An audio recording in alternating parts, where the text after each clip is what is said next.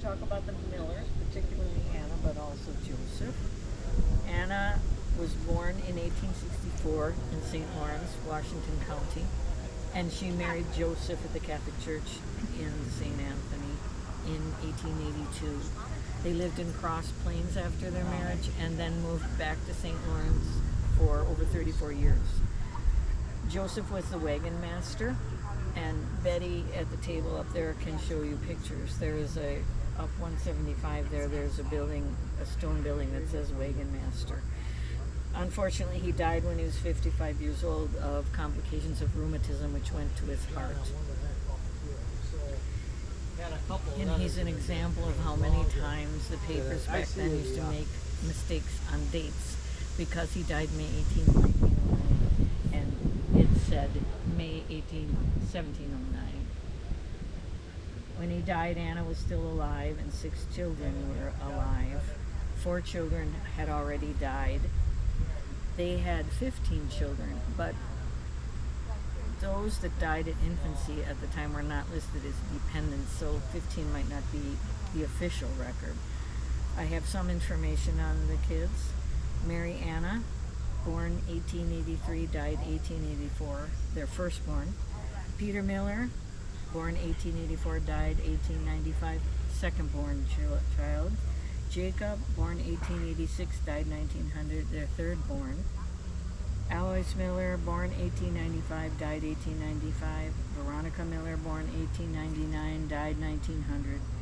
Baby Miller, born 1903, died 1903. Baby Miller, born 1904, died 1904. In September of 1900, Jacob Miller was 4 and Veronica was 1, and they died in the same week of typhoid from bacterially contaminated water or food. It was the same week. Jacob died on Sunday and Veronica on Tuesday. And there is a monument with the names Peter, Veronica, and Jacob Miller up in that area.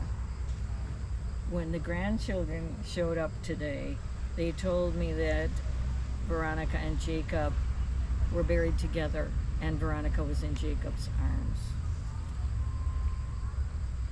When Joseph died, Anna was 47, and she took over the wagon making business with the help of her sons Lawrence, 18, and Hubert, 14, who worked in the wagon shop.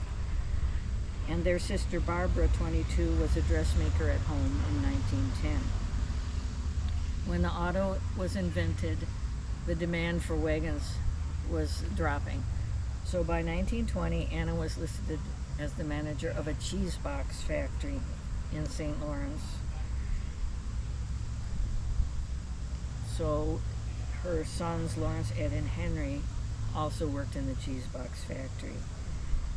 When Anna was 66, by 1930, she was living with her unmarried daughter, Barbara, in Milwaukee. Barbara was still working as a dressmaker out of the home, and they took in boarders. From that point, Anna moved to her daughter, Anna Janzer's, in Richfield. She lived there for about 6 years before she died 2 months after she had a cerebral hemorrhage. So Anna was 86 and died Thursday morning, October 18th, 1951. At the time, 10 of her children were still alive, along with 47 grandchildren and 27 great-grandchildren. And the grandchildren that were here said it's like 100-something now, and then they have great-grandchildren, and all. It's a great number of descendants from Joseph and Anna.